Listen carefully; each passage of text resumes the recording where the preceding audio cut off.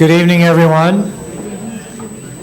My name is Tim Johnson, and I'm the CEO of Mayo Clinic Health System, Franciscan Healthcare. It's nice to see you all this evening. Welcome. It's a special evening to talk about the Gospel of Life celebration, and we are very honored to have Bishop Callahan here, and thank you, Bishop, for saying Mass for us a little earlier. We're honored to have Deacon Dan Gannon, who's going to be the main presenter. And it's my job to introduce Christopher Ruff, and all I have to say about Christopher is that he's the director of the Office of Ministries and Social Concerns of the Diocese. So he's also our MC, so welcome, Christopher.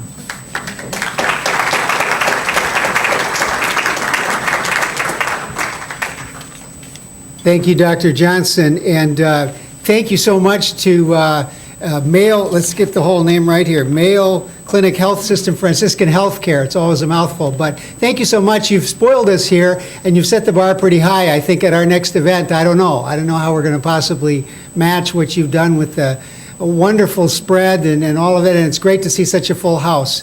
So on behalf of the Diocese, which is a co-sponsor this event, I'd like to welcome you too, and I'm sure Bishop will as well. And in fact, I would say that our bishop, Bishop Callahan, I would put him up against any bishop in this country for his dedication to a Catholic vision, the beauty of that Catholic vision in healthcare and the dignity of the human person. We're very, very proud of that, and I'd like to introduce to you Bishop Callahan.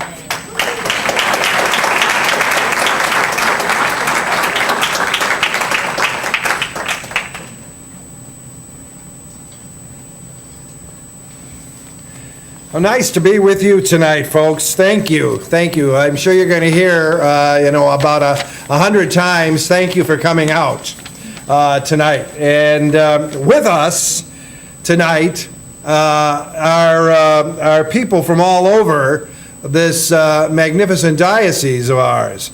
You know, the Diocese of Crosse covers 19 counties and covers 15,000 square miles.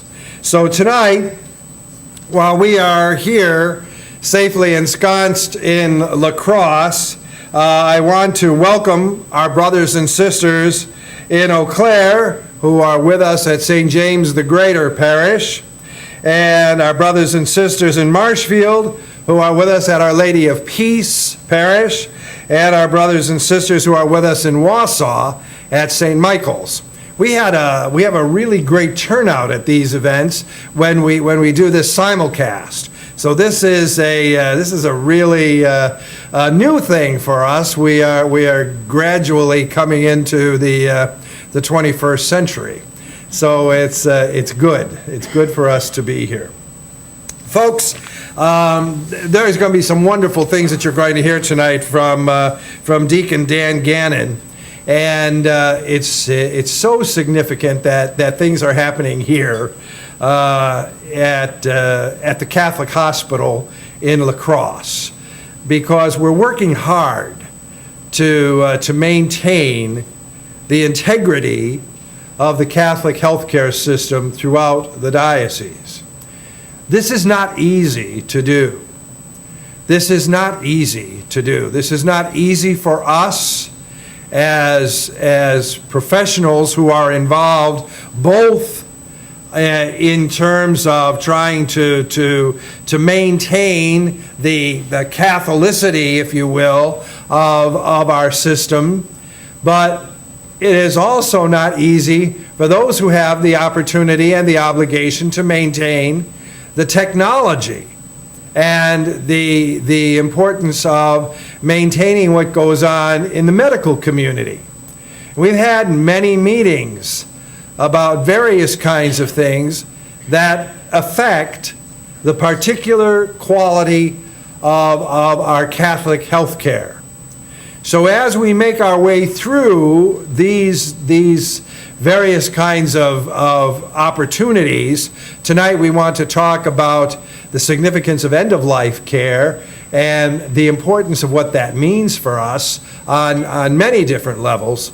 But we want to address that. But of course, we don't necessarily want, especially now since our Holy Father has kind of opened so many different opportunities for us, we want to be able to look at the possible ways in which we can better dialogue and better maintain the quality of the care that we offer, the sense of understanding the importance and the dignity of human life from the beginning to the end as God intends, and the amount of work it takes to maintain our vision for healthcare and our vision for the sacredness of life in a technological age that continually challenges it. And I can't begin to tell you how significant and important it is for that dialogue to continue in this diocese as well as it has been. So I am deeply grateful, obviously, to the Franciscan Sisters for their continued role and importance in establishing and continuing to sponsor a hospital. But I am deeply grateful to the members of the Mayo Healthcare Administration, because they are indeed players in all of the aspects of work that we are doing in terms of maintaining that balance. For many people, as we gather together tonight, end-of-life care means, especially in a Catholic hospital, it means the Catholic Church wants me to stay alive at all cost. And that gets a little scary for people, because they think the Church doesn't understand and doesn't believe in the significance and the importance of what goes on in terms of maintenance of life after some serious illness, or in some situations when life itself seems as though it is coming to an end. Let's quite understand that the Church really wants us to be involved at all of those levels. We understand and we know that God is going to call us home, and we know where we're going. So it's important for us to kind of focus on that. But I think for many of us, it's an opportunity to think about who is going to run the machine, who is going to pull the plug, and who is going to be involved in taking care of me at that moment when I can no longer make decisions for myself. It's important for us to think about that. My brothers and sisters, every one of us is going to die. There is no question about that.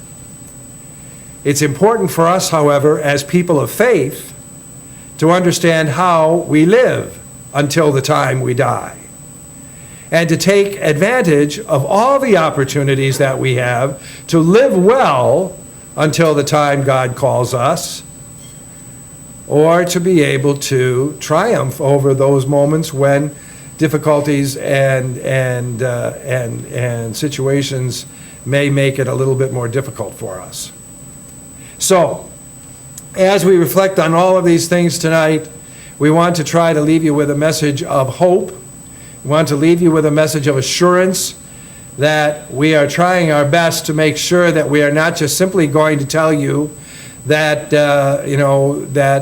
your hands, that your lives are in the hands of others, but that we really want you to take the opportunity to think about, pray about, work through decisions that will not just happen and take place in an emergency room or in an ambulance or in an old age home or whatever it may be, but that each and every one of us has the opportunity to be able to take time to think about, to pray about, to set up for ourselves methods by which we will be able to lead, to guide, to assist those who are going to take care of us in those moments when we can't make those decisions for ourselves. The church wants you to think about that.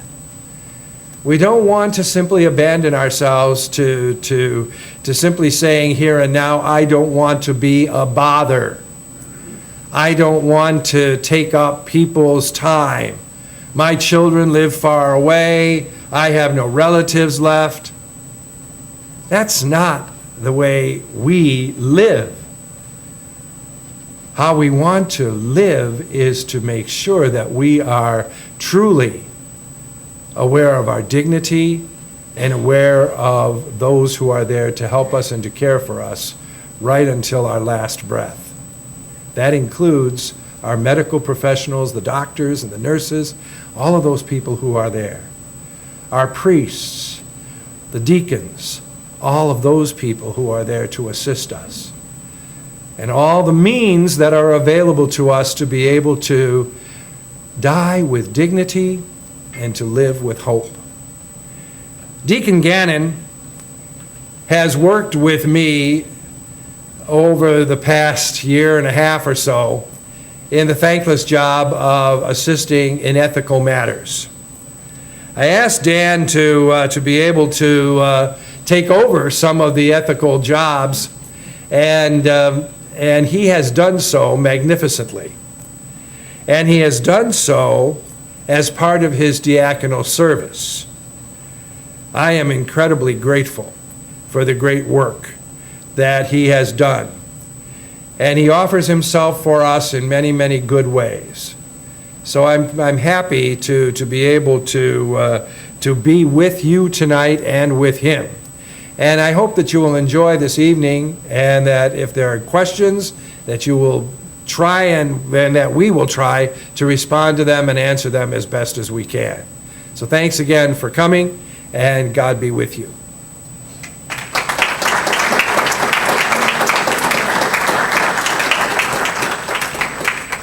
Thank you so much, Bishop Callahan. In thanking Mayo Clinic Health System, Franciscan Healthcare, and Dr. Johnson, there were a couple of other people I wanted to thank in particular. One being Father David Kelly, who made all of the preparations for the lovely Mass that we had in the chapel at 6 p.m. The other being Nikki Jo Hager. And Nikki Jo, I think you're in the back there. Nikki Jo has just been a delight to work with through all the process of getting this ready. And if you're in a beautiful setting right now, that has a whole lot to do with Nikki Jo. So just a little bit before I introduce Deacon Dan Gannon, just a couple of things about the schedule tonight. He's going to lead in with his main presentation, which will be split into two parts of about 30 minutes each, with a stretch break in between. Then at 8:30, we're going to have a longer break. You have note cards at your tables, and I think pens. Otherwise, I hope you maybe can share pens. I believe there are pens at the table. And what we want to do is take written questions, which we will collect. Now, you might even want to be writing down questions as they occur to you as we're moving through the program. Might be a little more efficient that way, too. But we'll gather those during that about 10-minute break and do the best we can to kind of go through and get a substantial number of those answered, whatever we're able to do in about 20 minutes from about 8:40 to 9. So that's essentially how the schedule would go. So without further ado, let me introduce Deacon Dan Gannon. Again, as Bishop said, he's a deacon of the Diocese of La Crosse. He's assigned to the Church of the Nativity of Mary near Prescott. He is founding president and CEO of Catholic Senior Services of the Archdiocese of St. Paul in Minneapolis. Deacon Gannon, as Bishop mentioned, is also an ethicist for our diocese in the service of Bishop Callahan, and is active in speeding, I don't think so. How was the drive? Speaking and writing about biomedical ethics issues. Most recently, he published an article on the Moral Act and Physician Orders for Life-Sustaining Treatment in the February 2013 edition of Ethics and Medics. He assists the Minnesota Catholic Conference as well as the Wisconsin Catholic Conference on end-of-life issues. Deacon Gannon graduated from the University of St. Thomas in St. Paul, Minnesota, with a bachelor's degree in Thomistic philosophy. He also holds a law degree from William Mitchell College of Law in St. Paul. And he's admitted to the Minnesota Bar Association. And Dan and his wife, Lisa, I think Lisa's here. Lisa? There's Lisa. Dan and his wife, Lisa, have 4 children. So please welcome Deacon Dan Gannon as we get him all wired up here.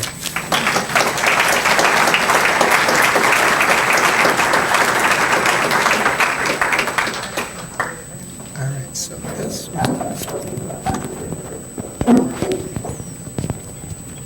There we go.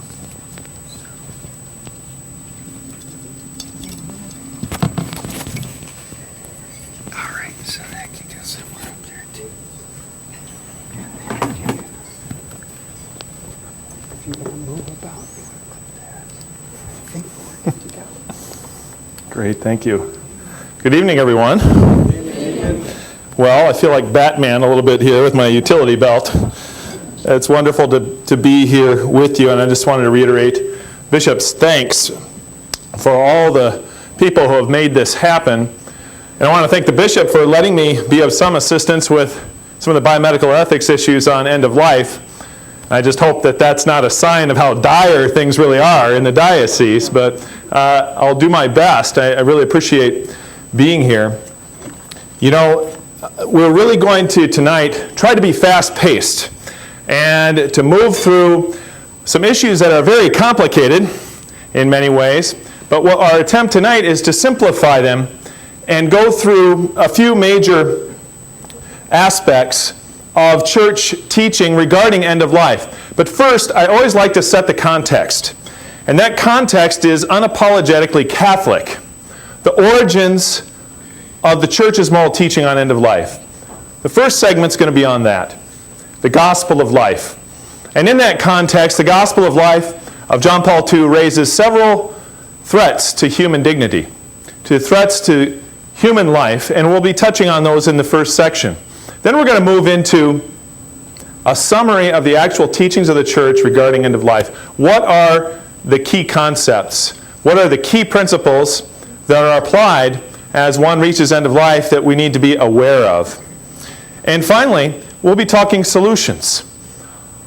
What is the Catholic approach to making moral judgments at the end of life? The Catholic approach is one of an advance directive and designating someone with durable power of attorney for health care, called a health care agent, a health proxy, lots of different ways to express that truth. But that's basically it. We're going to have a threefold movement here of context, content, and solution. And so, without further ado, what is the origin of Catholic teaching regarding end of life? Well, of course, it's God. The one holy Catholic and Apostolic Church. The Catholic Church is the proximate origin of our concrete guidance regarding end of life teaching. We turn to the Church because our connection to Christ is through the Apostolic Church. And so we turn to the Church for guidance regarding these moral issues. Specifically, the magisterium is granted that authority to interpret the natural law, the divine law of God, revelation, and communicate in a clear way to the people of God the will of God regarding how human beings behave. Now, this seems very, very basic, but if we don't approach the end-of-life teachings of the church and the end of life with a firm understanding of where they proceed and the fact that they're proceeding from a divine origin through the church instituted by Christ, we can be lost along the way if we don't have that confidence and that faith that these teachings are proceeding from a divine source. But I have good news for you. You will not be listening to the opinions of Deacon Gannon, neophyte that he is. I turn to the church, the church's teachings.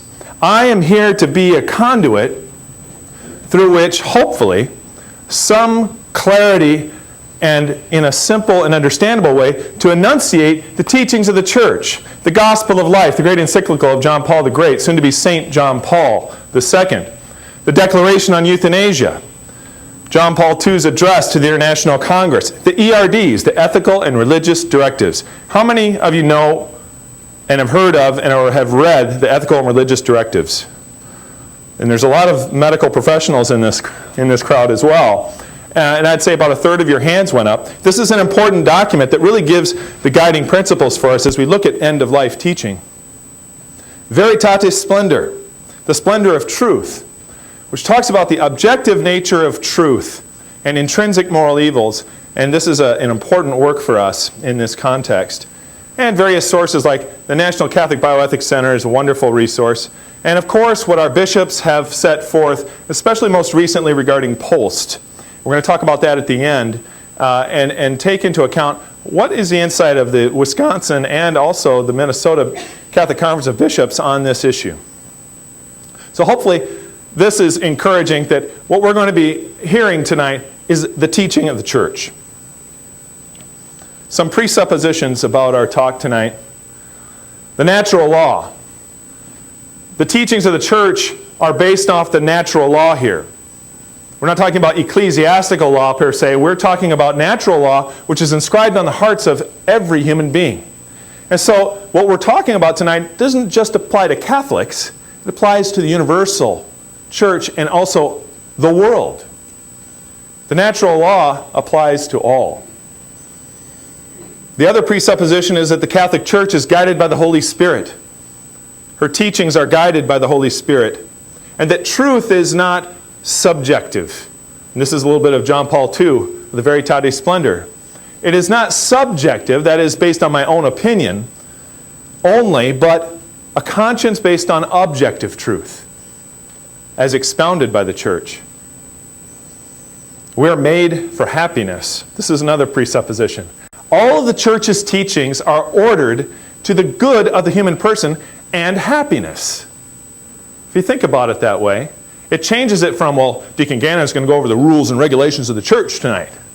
Well, it's not really that so much as it is, these are the guideposts that we have through the ethical and religious directives of the church, through the gospel of life, to help guide us to happiness, to help guide us to true joy, to help guide us to meaning in suffering. This is the context, this is the gospel of life that we're going to be talking about tonight. Another presupposition is that we all tend towards the good. A little philosophy here, a little Aristotle. We all tend towards the good, but the question is it the apparent good or the real good? Even the bank robber who's robbing a bank thinks they're getting a good, right? But it's obviously not the true good. And so when we're talking about moral matters, we're talking about the human person's inclination towards the good. And the good is presented to us especially and is evident in God's design and pattern for us. Everything fits together. This is a busy screen here. This is one I use in teaching at the Catechetical Institute in St. Paul at the seminary when I'm talking about actually the Catechism of the Catholic Church. But I thought I'd throw it up here because I like the slide. But it's got the creed and the sacramental life, the moral life, and prayer in the catechism. But what I really want you to pay attention to is just the notion that our lives come from God and return to God. They come from God and return to God. It's this circle of life, if you will, where we are caught up in the paschal mystery of Christ's coming, and through the entrustment of the sacrifice of Christ to the church, the love and the truth manifested by Christ, handed on through the apostles, is evident in the church's teaching about the end of life and the gospel of life. And what's the goal? The Holy Trinity. Heaven. This is how all that is temporal is ordered to the spiritual, as Pope Pius XII said. This is our goal as Catholics, is to reach that union with the Holy Trinity. So, a little quote here for you. John Paul the Great, in the Gospel of Life. The Gospel of Life is a precise and vigorous reaffirmation of the value of human life and its inviolability, and and at the same time a pressing appeal addressed to each and every person in the name of God. Respect, protect, love, and serve life, every human life. Only in this direction will you find justice, development, true freedom, peace, and happiness. Note 5, in the gospel of life. And the gospel of life is an integral part of that gospel, which is Jesus Christ himself. The truth is a person, not a thing. Jesus Christ is at the center of the gospel of life because he has given us himself completely in the sacrifice on the cross, erasing any doubt of the value of the human person in the eyes of God. And we are at the service of this gospel, says John Paul the Great. And so this context is one of doing God's will. Jesus' healing mission, physical, mental, spiritual, in communion with the local bishop, in communion with the church. As the ethical and religious directives tell us, as pastor, the diocesan bishop is in a unique position to encourage the faithful to greater responsibility in the healing ministry of the church. Whoops. I don't need that, actually.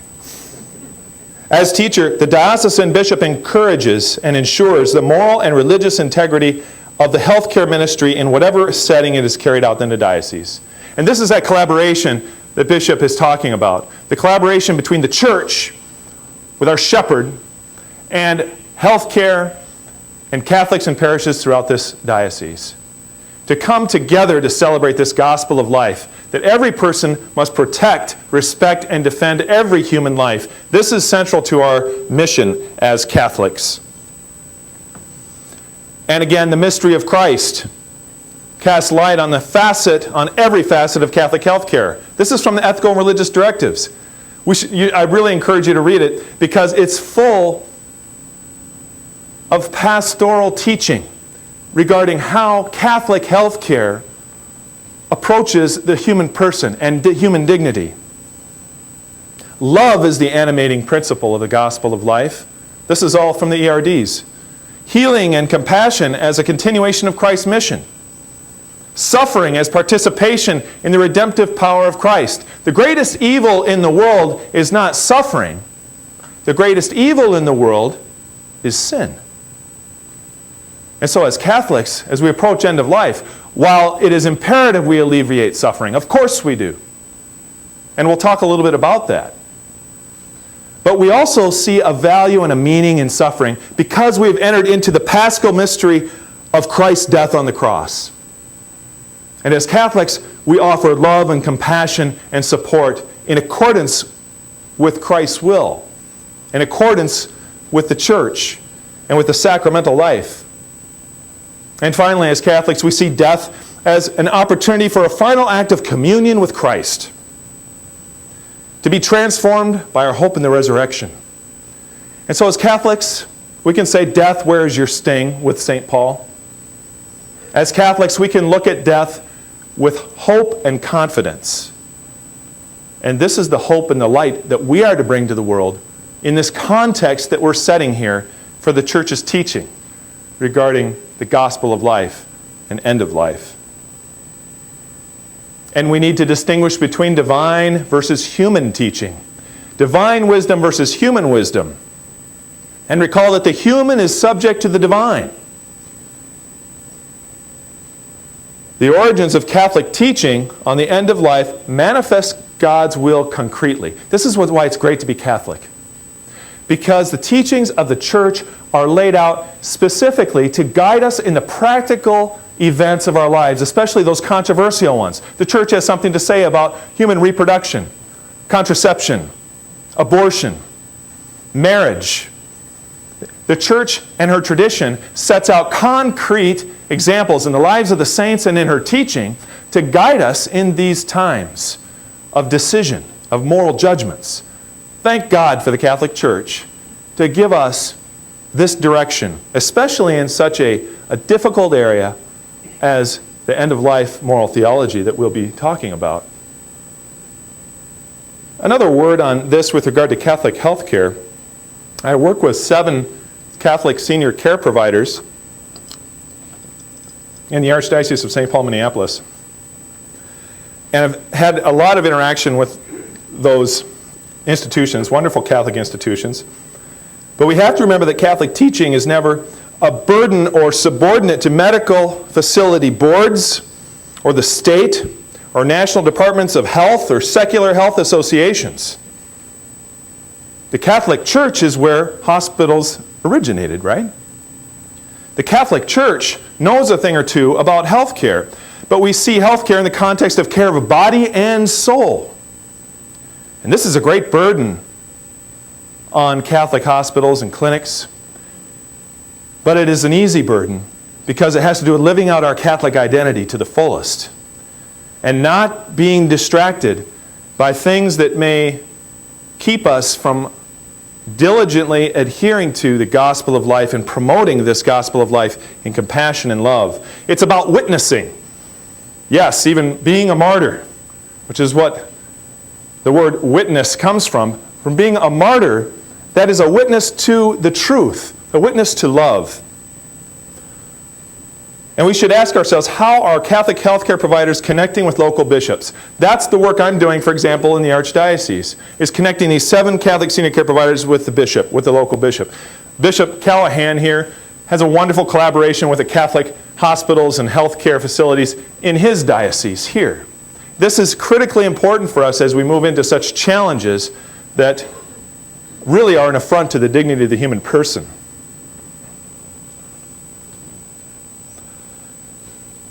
Now, this cartoon is just to illustrate that we can't let processes and technology cloud our vision of care and the dignity of the human person. We cannot let process and technology get in the way and distract us from compassion and love and respect for the human person, especially at the end of life, especially when life is at its weakest. I think I've covered this point about the natural law already, that really, although we're talking especially about Catholic healthcare here, Catholic healthcare needs to lead the way with regard to end-of-life teaching, but this message is for all hospitals, for all in healthcare, for all people, not just Catholics. And so the teaching of the Church regarding the end of life is a beautiful teaching. And let us commit ourselves to this obligation to protect human life. And so, as John Paul says in the Gospel of Life, the Church's ethical standards flow from her teaching on the dignity of the human persons. The dignity of the human person.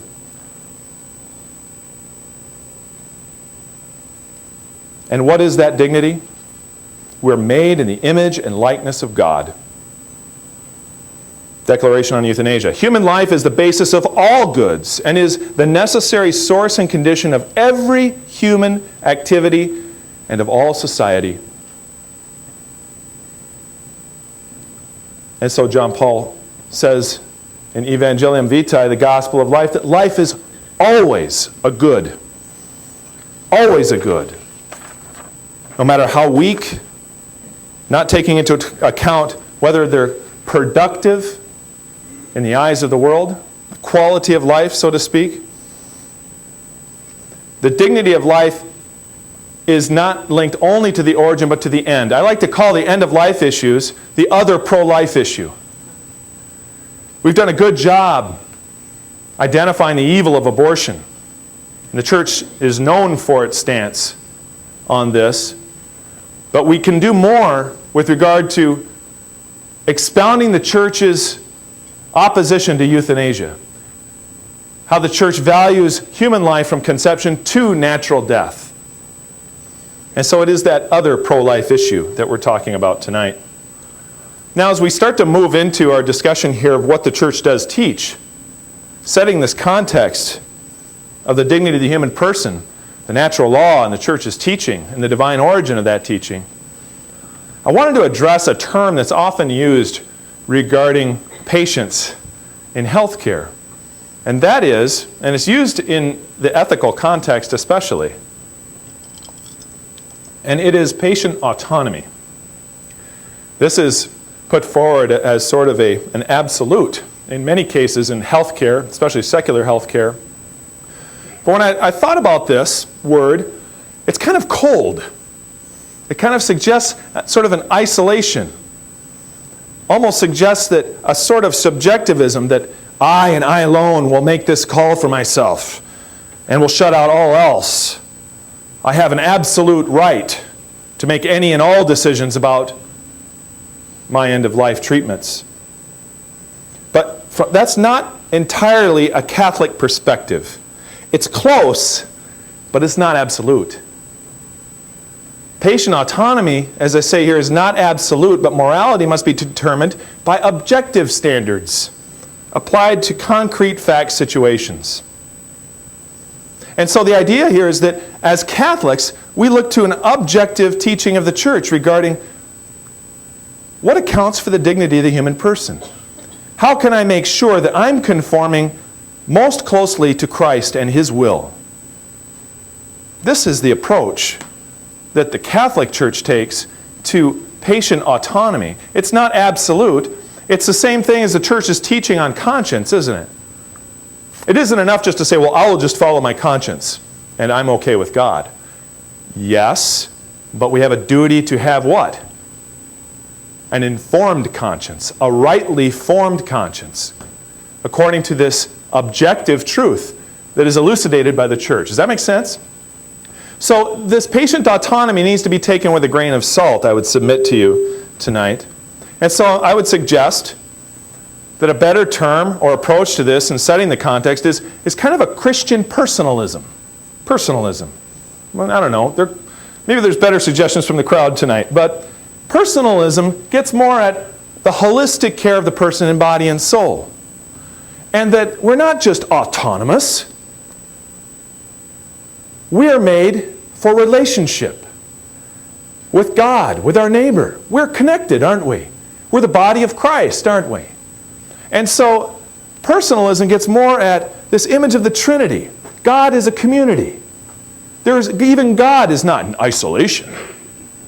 God is Father, Son, and Holy Spirit. Perfect love, communicated at all times, always between the three persons. And so I would suggest to you that Catholic healthcare especially, and as Catholics looking at the context of the gospel of life and end-of-life teaching, that we look at this in terms of Christian personalism. We're paying attention to the needs of the person, the human person, in his and her full dignity with regard to Christ's life, death, and resurrection. And so the Catholic perspective places the human person and their good ahead of all else. Ahead of efficiencies, ahead of process, inconvenience. This is what distinguishes us. This is where the rubber hits the pavement regarding Catholics and Catholic healthcare and the dignity of the human person. In proclaiming the gospel of life, then, the next move, John Paul II says it is especially pressing because of the extraordinary increase and gravity of threats to the life of individuals and peoples, especially where life is weak and defenseless. In addition to the ancient scourges of poverty, hunger, endemic diseases, violence, and war, new threats are emerging on an alarmingly vast scale. And so, Pope John Paul II sees threats to this gospel of life, threats to the human person that are out there today. This isn't a cause for fear. This isn't even being negative. This is merely acknowledging the Christian reality that in living out our faith, we will face tribulation, as our Lord said. In the world you will have tribulation, but take courage. I have overcome the world. And so, of course, there are threats to human dignity. Well, what are a few of them? I'm not going to go into these in details. You know what these are, but they need to be stated. Because these threats are really at the root. They're the philosophies, if you will, that are behind the errors that come up regarding end-of-life teaching of the church. Relativism. That is to say, all truth is relative. The truth is what I make of it. You can have your truth and I can have mine. There are no moral absolutes. Right? That's the relativist. And it really fits well with materialism, with seeing the material and the productive and the utilitarian, that is to say, the productivity, the usefulness, is really what matters, not the being of the person. We are good and in God's image. And so because we exist, we are good. And this is the profound truth about the gospel of life. This is the profound truth that Christ reveals to us about ourselves, that we are inherently valuable. We are inherently worthwhile to God. The materialist, the utilitarian, sees a human person as a tool, that when they're not productive anymore, they can be set aside. If they're weak, we can take advantage of that. If they're expensive, we have to make choices, right? And so this relativism is really at the root, and John Paul II really dwells on this in Veritatis Splendor and also the Gospel of Life as being a source of many of the evils. We can't go through them all, but I wanted to bring this out as one of the main threats to human dignity. But one little quip I'd like to make about the relativists, even though they assert that there are no moral absolutes, they forget that they themselves are asserting an absolute statement, aren't they? The question is, what is the truth?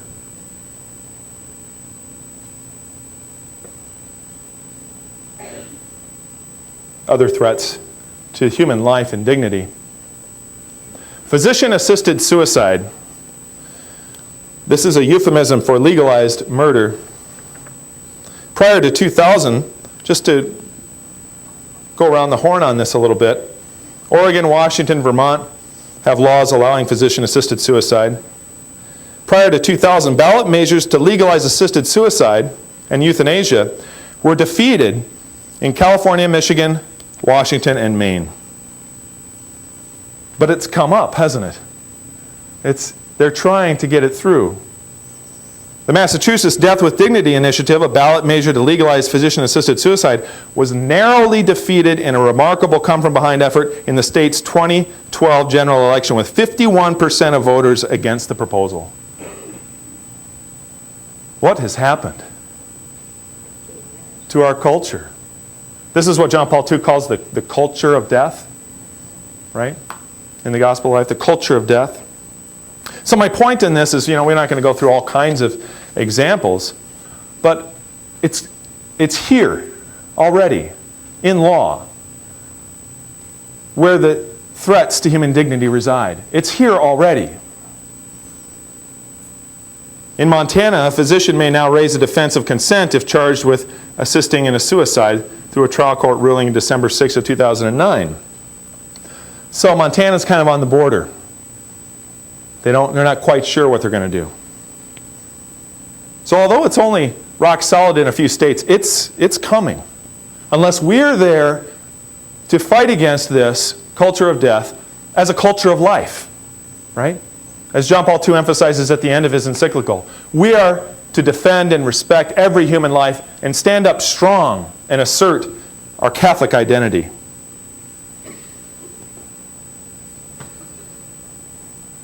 In our case law, you may be familiar with the Crosse case.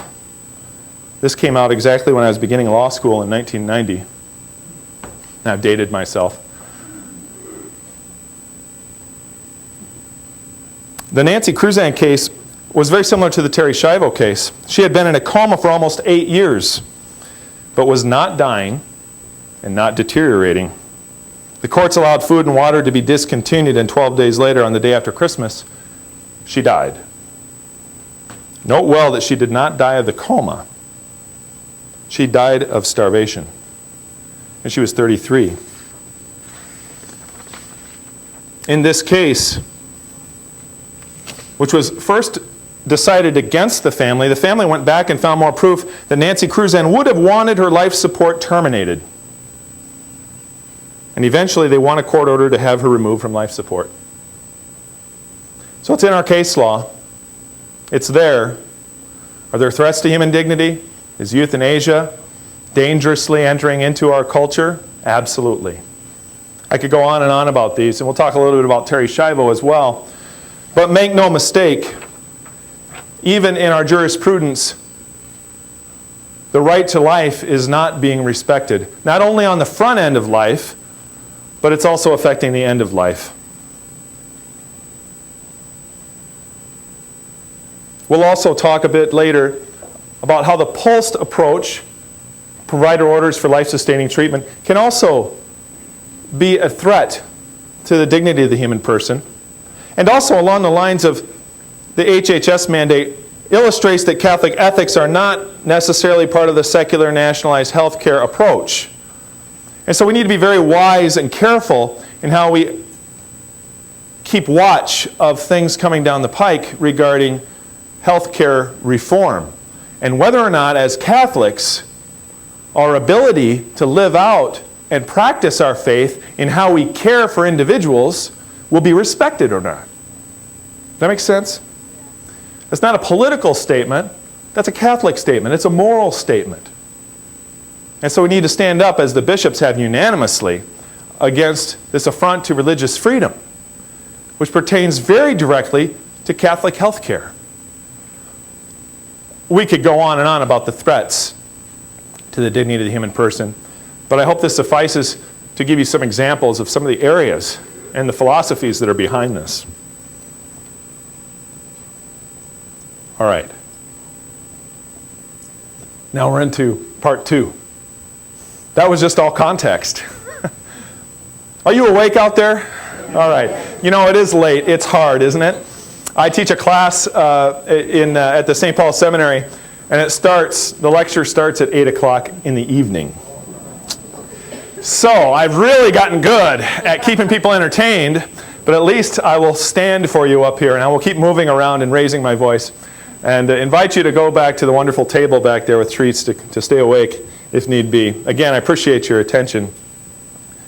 But this is so important, isn't it? God is the sole Lord of this life. Man cannot do with it as he wills.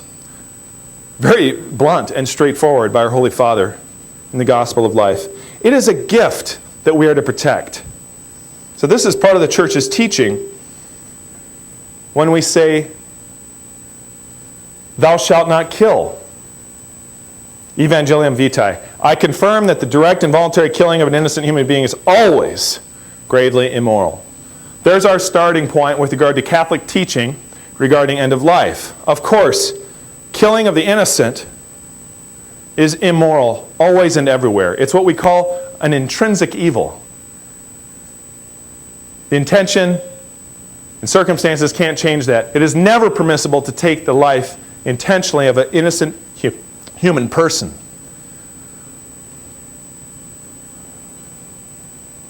No one can arbitrarily choose whether to live or die. The absolute master of such a decision is the Creator alone. Note 47. That may seem very obvious, but many people approach the end of life in discussing things and asking me questions in terms of, well, that's my decision, isn't it? Whether I live or die? No. Not exactly. And we'll explore that as we look at the Church's principles here that we apply. Human life finds itself most vulnerable when it enters the world and when it leaves the realm of time to embark upon eternity. The Word of God frequently repeats the call to show care and respect, above all where life is undermined by sickness and old age. What is needed at the end of life is love. Not necessarily a pulling of the plug. Is that compassion? Of course not. As Catholics, what we provide at the end of life is love, especially when one is most vulnerable. What else about the initial principles of Catholic moral teaching? Well, we need to pay attention not only to the body, but the soul.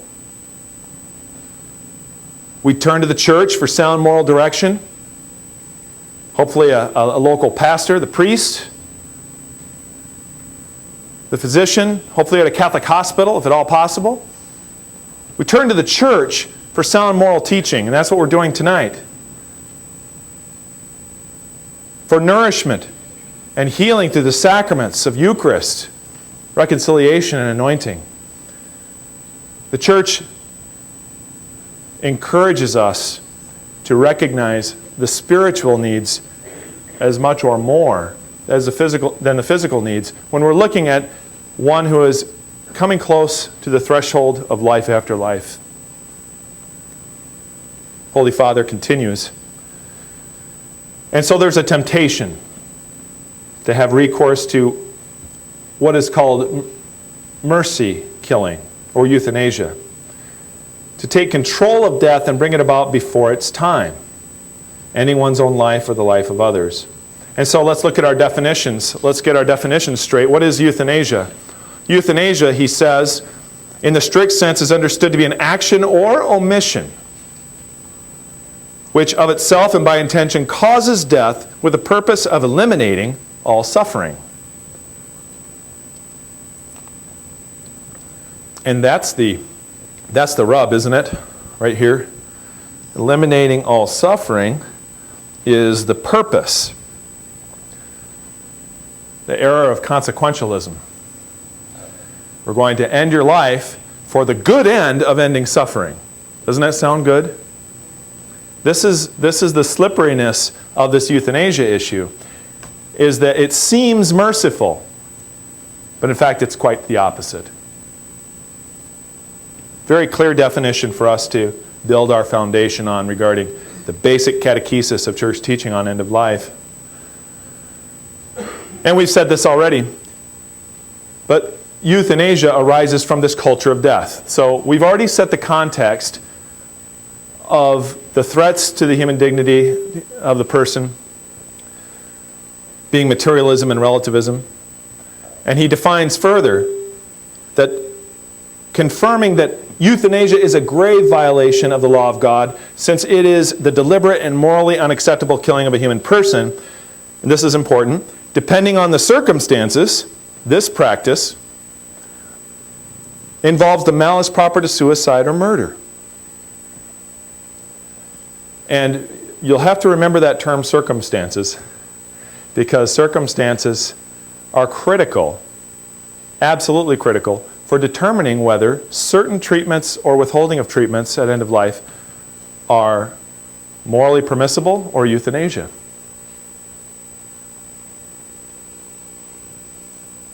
Our current Pope hasn't been Pope very long, so lots of our quotes have to come from when he's before Pope.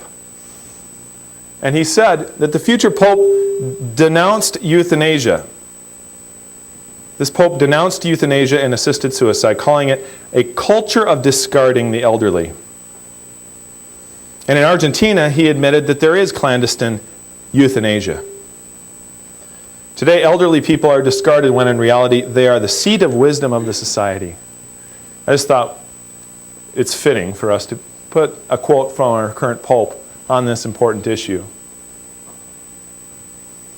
I liked his attitude, though, here, to go a little lighter. I am beginning old age, and I will not resist it. How's that? That's good. I am prepared. I am prepared. And I would like to be like a vintage wine. Not one gone sour.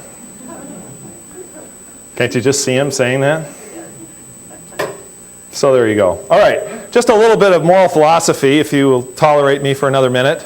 When we look at a moral act, we are going to be talking about a moral act here, the act of caring for those who are at the end of life.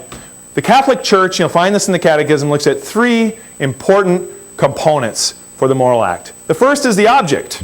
That's kind of a technical scholastic term, which only means what kind of act are we talking about here? What's the nature of the act? Okay? The object of the act of a human person. What is this on about? What type of act is this? The second is the intention. That's easy to understand. What's the purpose? What's the motivation for the action? Third, we have circumstances. An act done in certain context. this is going to be critical for us, especially when looking at end of life. And this is a comment from Veritatis Splendor, that some acts are incapable of being ordered to God. They're immoral simply because the act itself cannot be possibly ordered to God. Murder would be an example of that. Abortion would be an example of that. Contraception would be an example of that. Homosexual acts would be an example of that. There are some kinds of acts that, no matter what the intention or circumstances, are always immoral. Always immoral. Gravely immoral. It used to be called, and still is actually, mortal sin. So the moral act has these three important components that we need to keep in mind as we're moving through what the church teaches about end of life. And with this objective approach to morality that our church takes, we need to be wary of the idea that, well, I just want to relieve their suffering. That is a good intention, isn't it? That's one of the components. There's a good intention. But it can't be ordered to God when we're taking a human life, right? It can't be good. So a good intention does not make behavior intrinsically evil, good or just. No matter how good your intention is, perceived or otherwise, it can't make something intrinsically evil, as we've just defined euthanasia to be, moral or just. And the scripture of this is, we can never do evil so good may come of it. Romans 3:8. And so this is the error of consequentialism, isn't it? We've heard of consequentialism. The end justifies the means. We need to be wary of this because this is a main argument that we'll hear from the relativists and those who don't understand the church's teaching regarding end of life and its true import on the dignity of the human person, is they'll resort to good intentions, but they will be doing something that is intrinsically evil. Does that make sense? I think we're close to break time. That's good news, isn't it? Let me just, in fact, recommend that we take our... Where's Chris? Is this a good time for a stretch break? Why don't we take a 4-minute stretch break, and we'll jump into ordinary and extraordinary means of treatment, the heart and soul of the talk. Okay? Thank you.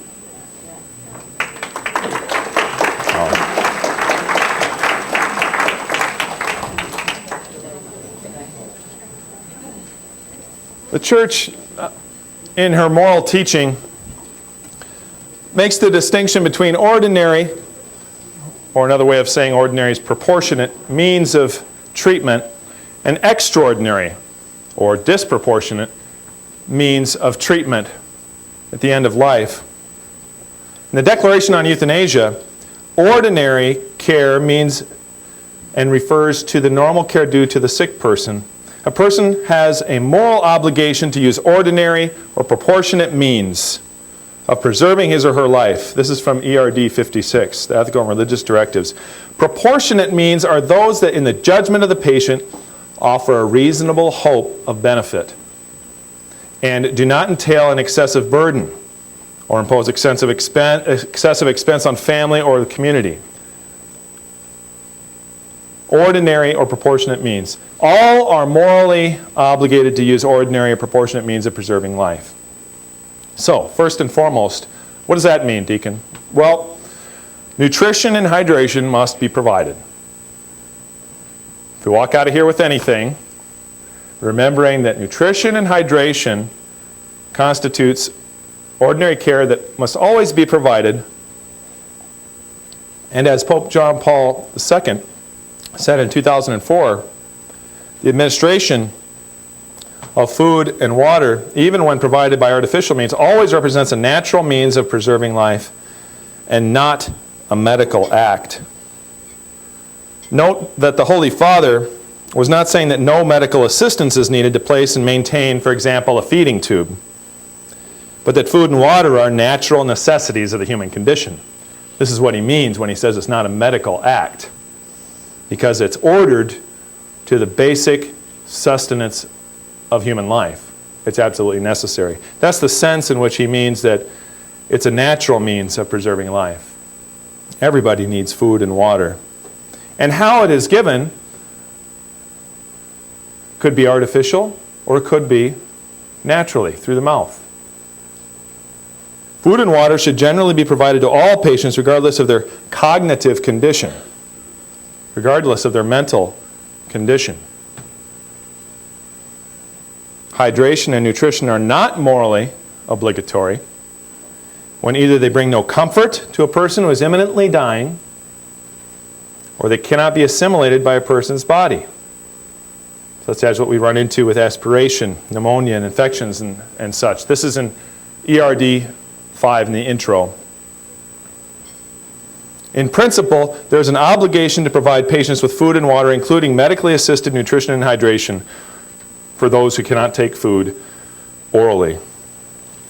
And ERD Directive 58 continues, or would cause significant physical discomfort, for example, resulting from complications in the use of the means employed. For instance, as a patient draws close to inevitable death from an underlying progressive and fatal condition, certain measures to provide nutrition and hydration may become excessively burdensome, and therefore not obligatory in light of their very limited ability to prolong life or provide comfort.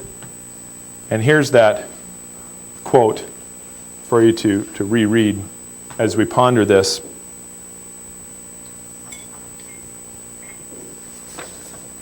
So what is important here is even nutrition and hydration reach a point where they become disproportionate means at the very end of life, don't they?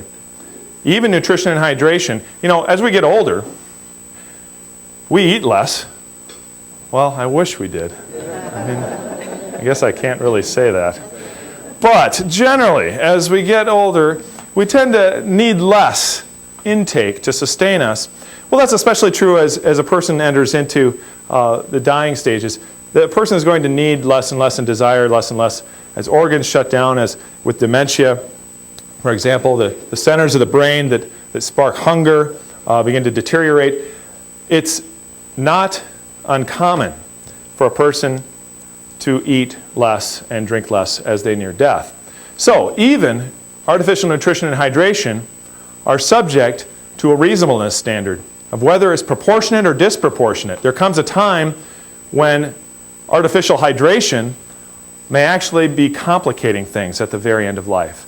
And this is where we need to turn to physicians and to our caregivers, the professionals in healthcare, to advise and to explain what is needed and what's really helping the patient at this point. Even if death is thought imminent, the ordinary care owed to a sick person cannot be legitimately interrupted. This is from the Catechism. So, if a person is responding well and is accepting nutrition and hydration, even up to the point of death, we need to continue providing it to the person so that they're sustained. We don't want to starve people to death. So let's not overthink this. Artificial or natural nutrition and hydration must always be provided until it becomes unreasonable or becomes unhelpful, overly burdensome, where it becomes disproportionate, unreasonable. In sum, we must care for basic life-sustaining needs of food and water and not omit or do anything that causes death. Ordinary care is interrupted only to give way to natural death caused by something other than lack of nutrition and hydration. We don't want people dying because of a lack of nutrition and hydration. People will be dying from the underlying condition that's taking their life, whatever that may be. And so when we're talking about ordinary and extraordinary, our nomenclature here requires us to look at ordinary meaning required and extraordinary means are optional. How's that for straightforward? Extraordinary means are optional. All are morally obligated to use ordinary or proportionate means of preserving life.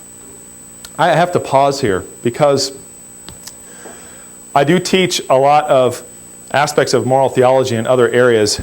End of life is difficult because it's very unsatisfying to people who are listening to it, especially those who are maybe hearing some of this for the first time or don't understand these concepts well, because in the end, what I'm leaving you with tonight are principles to be applied to actual circumstances that will arise in the future. Don't have an answer for you definitively on this or that condition. Deacon, isn't it always the case that this is extraordinary? Well, no, it's not. A ventilator sometimes is extraordinary means when you look at a case, and sometimes it would be ordinary or proportionate means.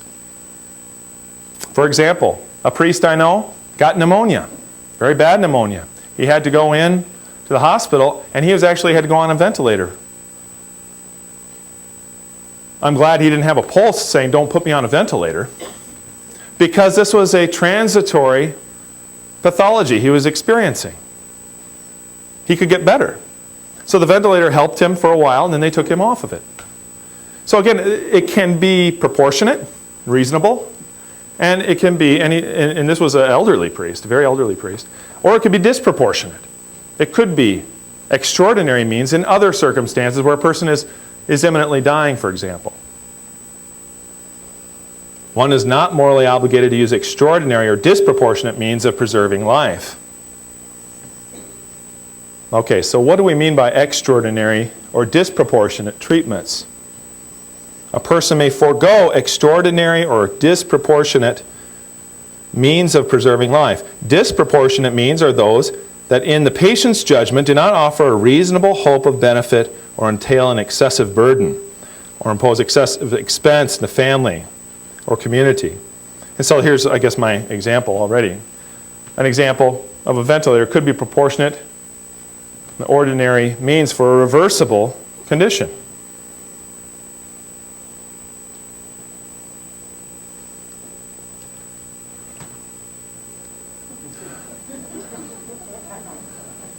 And so the point here, it says first we're going to run some tests to help pay off this machine. You know, we don't have to use all the technology that's out there, that's available, you know, at the end of life. You know, we don't, as Catholics, as Bishop rightly said in the beginning, you know, there's this misimpression that Catholics are saying you have to employ every kind of means possible in order to stay alive. Well, I can leave you with this general principle. It's a lot more reasonable for someone who is, say, 35 and a father of 6, who may be facing an unlikely recovery and maybe some experimental treatments, some new gadgets. Maybe it's worth trying that because there's obligations to others, right? It's not wrong for someone in circumstances to use what might be called disproportionate means or, right, that kind of thing. Extraordinary means. But a person who's towards the end of life, the same kind of prognosis and treatment may be something they want to forego. So, for example, a person may judge in good conscience that the pain and difficulty of an aggressive treatment for terminal cancer is too much to bear and thus decide to forego that treatment. Extraordinary means of preserving life are optional and legitimate to refuse. This is when the treatment ceases to be a benefit or it becomes burdensome, overly burdensome. So it needs to be determined whether the means of treatment available are objectively proportionate to the prospects for improvement. It's a balancing test. Friends, this is a prudential judgment. I can't send you away with absolutes when it comes down to the application of the principles. I just can't. It depends on the circumstances. It depends on the circumstances of the person's age and their terminal condition or not, the circumstances of their family. The church gives us various benchmarks to look at regarding these end-of-life decisions. But they are, in the end, prudential judgments, which means, given all the facts that we know of, given the doctor's best characterization of the prognosis, applying the teaching of the church, this is what I think she would want or he would want, and this is what we're going to do. Right?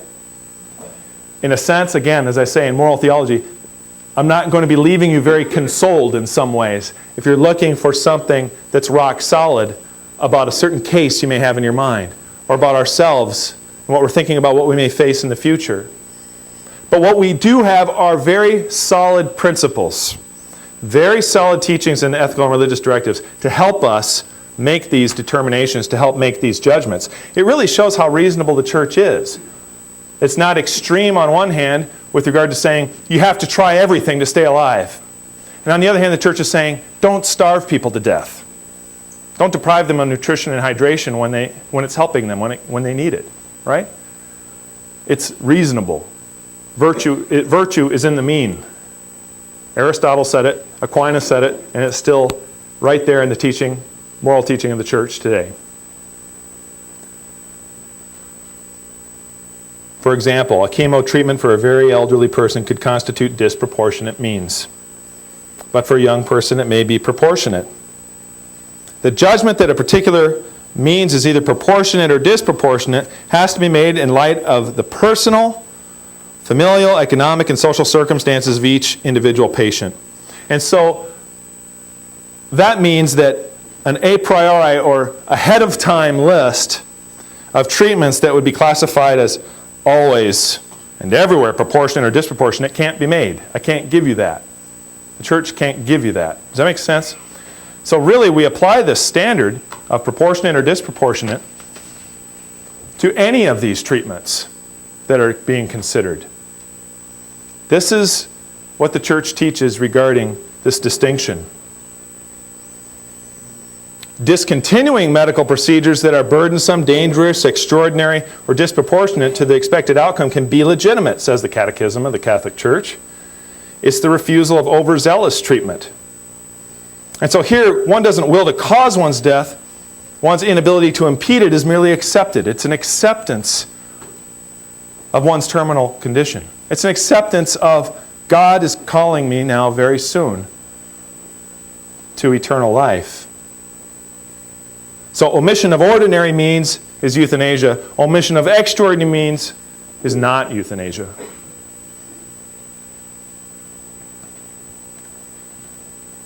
In medicine, what do we mean by ordinary? We mean that it's scientifically established, that it's statistically successful, and reasonably available.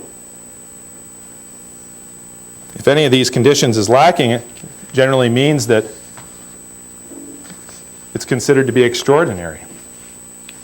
Pope Pius XII gave an expression of this difference when he said that normally one is held to use only ordinary means according to the circumstances of person, places, times, and culture.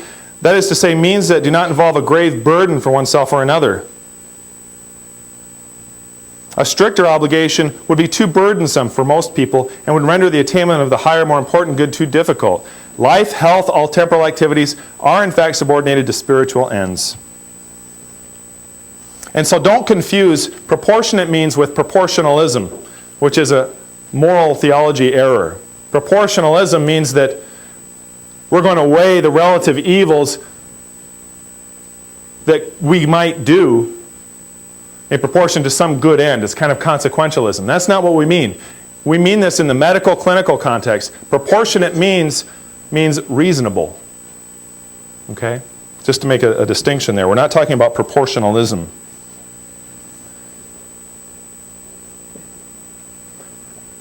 Do not resuscitate. A do not resuscitate order is permissible in Catholic teaching. It's subject to the same analysis that we just made. A DNR order is morally permissible if one can judge that CPR is excessively burdensome for this particular patient, taking into account the things we've talked about. Physical and moral resources, or that CPR imposes excessive burdens on the person. This is just applying ERD number 58. So a do not resuscitate order is subject to the same analysis. There are cases where that could be euthanasia. There are cases where it's absolutely reasonable. Okay?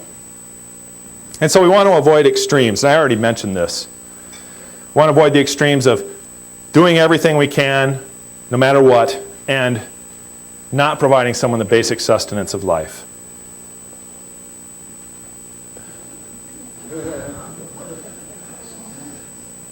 Thank God for technology, right? We've come a long ways.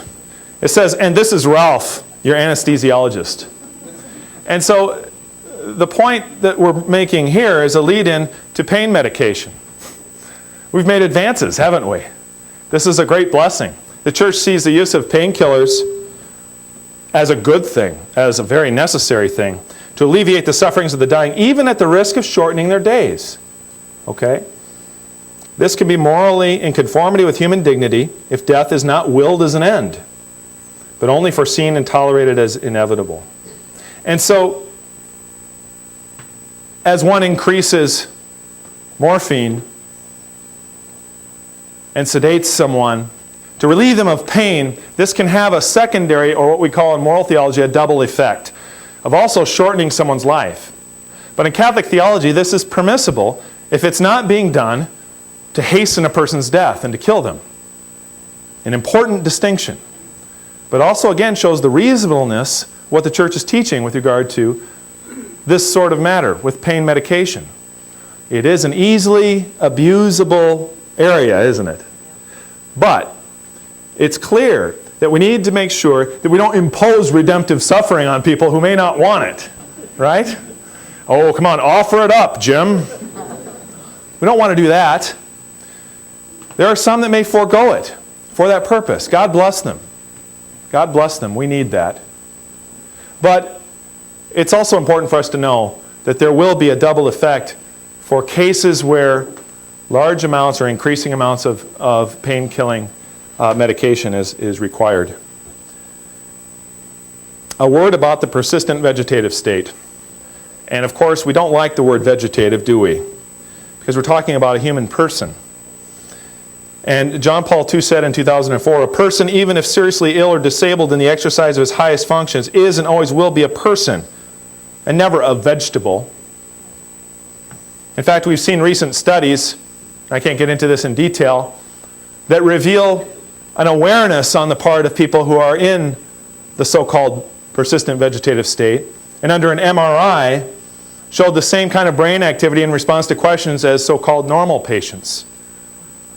And so the much feared prison situation or scenario of a person who can't manifest their consciousness in the way that we normally do may well be conscious of what's going on around them.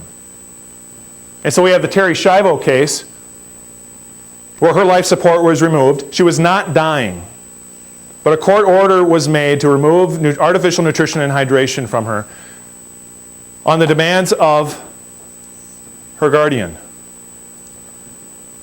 And so she was starved to death. She was deprived of nutrition and hydration. She was not dying. Is this a difficult and precarious existence?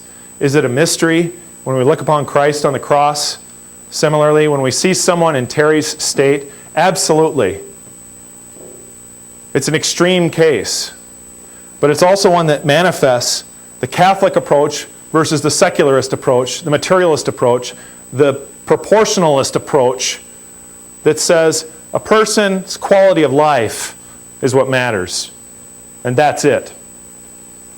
When in fact, she has dignity and a right to life, no matter how seemingly productive on the outside it may be.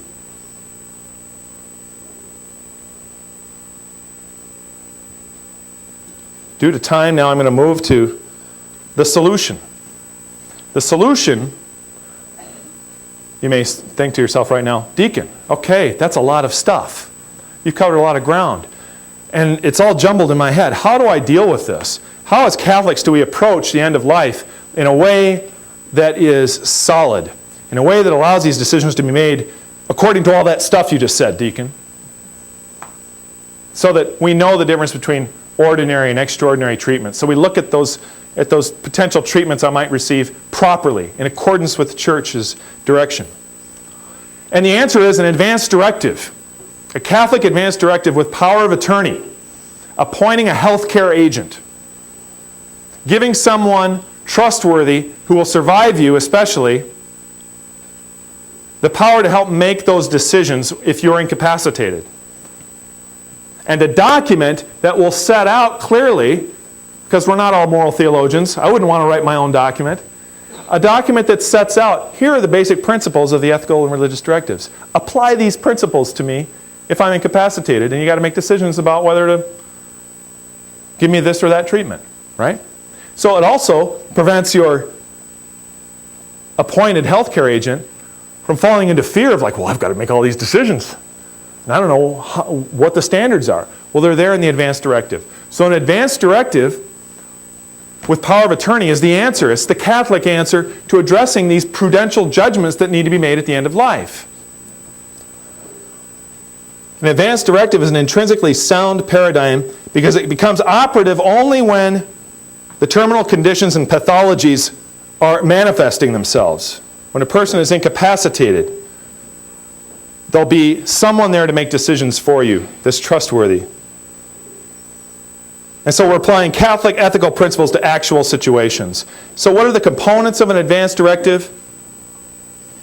Two main components: the designation of a healthcare agent and instructions for deciding on healthcare treatments. We're working on this right now with the Bishop and with the Wisconsin Catholic Conference to create a form that could be used, hopefully, statewide, to make this easy, to make it consistent. So you would enter your name and date. You enter the name of the designated healthcare agent. You've got the healthcare instructions provided there for you. And again, the point to an advance directive is not to be very specific. I know a lawyer who's been writing advance directives for 30 years. Great Catholic lawyer in the Twin Cities. Great guy. Awesome. But he was under the impression that being as specific as possible was the best approach to an advance directive. Being a thorough attorney, right?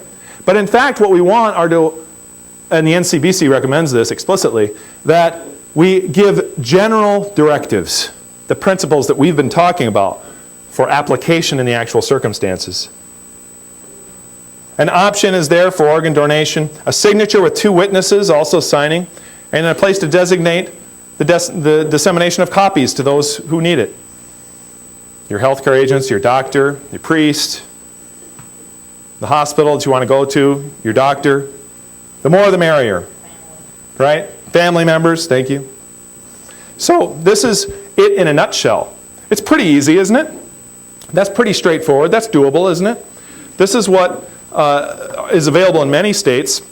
Hospitals provide them. Mayo Franciscan has a durable power of attorney. They do a great job with making sure as many people as possible that come in for care, designate that agent. It's a great example to us. And so this is an important document that I'd like to leave you with as a concrete thing that we can do.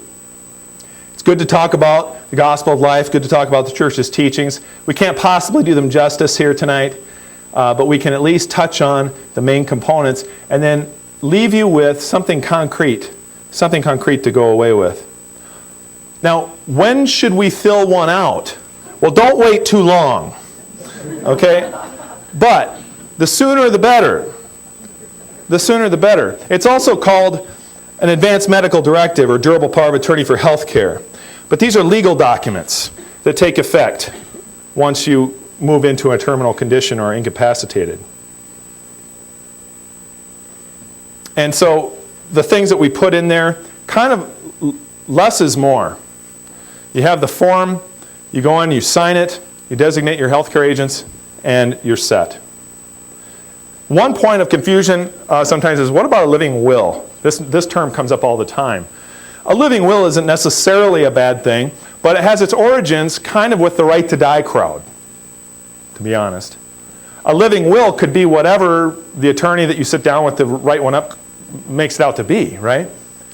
I doubt that you're going to find many that are going to set out the ethical and religious directives. So a living will may or may not be consistent with Catholic teaching. We want to move people towards this advanced directive approach.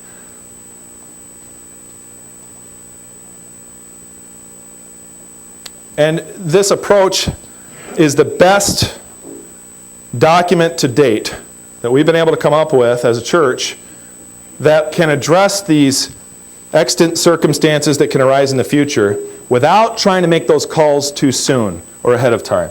Which leads us to POST, which I'm going to just only take a few minutes with. I wanted to spend more time on this tonight, but just to give you a heads up. A POLST form stands for Physician or Provider Orders for Life-Sustaining Treatments. What is a POLST? Well, it's a one-page form, front and back, with check boxes regarding end-of-life choices. They're binding medical orders. They need not be signed by the patient. It's optional. And originated in Oregon, and is really something that originated from those who were very adamant about the right to die. However, while it's promoted by the Compassion and Choices Society, the desire with POLST is to try to find something really concrete that designates the treatments for this patient as they move from one treatment setting to another. So there's a good intention behind this, and in fact a genuine concern that people's wishes be respected when moving from home to the hospital, or an EMS situation where someone is down on the floor and the EMS show up. What do I do? And so the idea would be this binding medical order would be on the refrigerator, and the EMS personnel would follow that. Okay, so that's the intention behind it. This is very quickly sort of what it looks like. Okay, you have sections on do not resuscitate, a section regarding antibiotics, a section allowing you to refuse nutrition and hydration, and various levels of treatment. This form tries to summarize in one page decisions about future treatments. And what I want to leave with you tonight is that according to the bishops of Minnesota and Wisconsin so far, and the NCBC, the POLST model is a flawed model because circumstances can determine whether an act is morally sound or is euthanasia. I hope that makes some sense to you after what we've talked about. That it depends on the circumstances as to what treatments we apply, right? So we don't want a designation of future treatments outside of the actual circumstances of the health conditions, okay? We don't want to designate whether or not I want to be on a ventilator, whether or not I want antibiotics, when I don't know what my condition is going to be a year from now or even 3 months from now. Does that make sense? So that's the danger with POLST. The idea here is that we can't predict the future. Even very good doctors, right? We don't know exactly what's going to happen in the future. And so the POLST paradigm is intrinsically flawed, quoting this brilliant Ethics and Medics document from February of 2013. I don't know who wrote this. Determining whether treatments are proportionate or disproportionate necessarily requires an analysis of the actual clinical condition of the patient in the particular circumstances, right? Right. That's what we've talked about tonight. Proportionate or disproportionate. How do you know? Well, boom, boom, boom, boom. Here's the circumstances. Here's the prognosis. Here's the medical condition of the person. So here's the crux of the POLST issue. Circumstances can determine whether an act is morally sound or is euthanasia. Remember when we quoted John Paul II from the beginning? Depending on the circumstances, the actions could be tantamount to suicide or murder. So this is important, the circumstances. Wisconsin bishops, just a quick quote. Because we cannot predict the future, it is difficult to determine in advance whether specific medical treatments from an ethical perspective are absolutely necessary or optional. POLST oversimplifies these decisions and bears the real risk that an indication may be made on it to withhold a treatment that in particular circumstances might be an act of euthanasia. That sounds similar to what the Minnesota bishops are saying. And I actually played a role in writing of the Minnesota bishops' document. The form does not reflect the patient's underlying rationale for weighing treatment options that would inform real-time decisions in changing circumstances. From a Catholic perspective, making a morally sound decision regarding end-of-life care calls for informed consent based on information related to the actual circumstances and medical conditions at a particular moment. Okay? So you're getting the drift here. And so this is why POLST is something to be avoided. And there are many different problems with it. I'm not going to go through all of them. There's a lot that can be said. and I've spent a lot of time on Post working with Bishop and Mayo Franciscan here on Post, making good progress on analyzing it. But the problem is that the error intrinsic to Post is that the Post paradigm prescinds, or in other words, doesn't take into account the actual circumstances and their evolution, which are indispensable for correct moral judgments at the end of life. Right? So this is the problem with Post. There's something really enticing about Post, because we would like to just reduce this to a form and say, this is what you do. Done. Boom. Family, no fights, no feuds. Don't have to get everybody together and talk about it. It's kind of, calling for a personalism approach, right? As opposed to the Post approach. One that isn't just process and efficiency and cost savings, not to mention the kind of abuse that could come from a mandatory Post form being used in the healthcare system. What we want to do as Catholics is approach things from a personalist standpoint, taking into account the circumstances as they're happening with a dedicated healthcare agent. And so the treatment choices are kind of like a simplistic checklist. That's just not how medical treatments are made or decided upon. And so, the NCBC, we urge Catholic healthcare institutions to refuse to accept or use Post forms.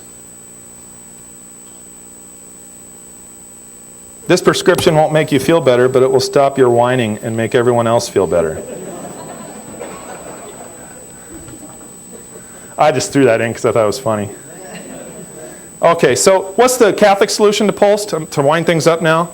I see Chris is standing up. That's the universal sign of, hurry up, deacon. No, I'm kidding. Just kidding. Outpatient DNR medical orders are acceptable, right? A do not resuscitate or no CPR order is consistent with Catholic moral teaching, and it has to do with something in the future, right? But that decision can be made. That decision can be made that a person, that such a procedure would be so overly burdensome and harmful to a person who's towards the end of their life and has various conditions, health conditions, where it could legitimately be issued, right? An outpatient for someone in the home, right? So what we're recommending is that an advance directive with durable power of attorney be executed, of course. This is what we do as Catholics. And we need to promote this. What the bishop has been so great about is promoting and getting behind this notion of educating and providing programs out there, the vital conversations to educate people in parishes and provide forms for them to use this advance directive. And so we're leading the way, really, in this sort of ground zero regarding Post by emphasizing the need for advance directives and pointing out that there is a solution for the situation where a person needs to have an outpatient medical order for do not resuscitate. So we think that's a good direction for one to go. Not Post, but to provide this kind of medical order. And so some constructive steps. Well, we want to educate, and we want Catholic healthcare and parishes to take a spiritual, clinical, ethical, and educational and strategic approach to how we can better educate people in our parishes about end of life issues, and to get those advance directives in the hands of people, that they can designate their person with power of attorney. There was a white paper written by the Catholic Medical Association that asked for that called upon parishes to even provide befrienders who'd be willing to be a healthcare agent for someone. Because I get people coming out to me after these talks in parishes, and I've given a myriad of these. They'll come up and say, I want a healthcare agent, but I don't have anybody. I don't know who. So I thought it was great in this Catholic Medical Association white paper on Post that it suggested we need to have people in our parishes mobilized to be able to address this important life issue. So that's it, gang. In sum, what we've done quite a tour tonight of taking a look at the origins of Catholic teaching, how euthanasia is a threat to human dignity, and the end-of-life decisions consider whether treatments are proportionate or disproportionate in the present circumstances, and that a Catholic advance care directive with durable power of attorney can help ensure that the care is provided consistent with Catholic moral teaching, and that we need to move away from post as a silver bullet to taking care of future decisions. It's not a good way to go. So I want to thank you for your attention, and we have probably about 12 minutes here for some question and answer. Thanks for your attention. I know it's been late.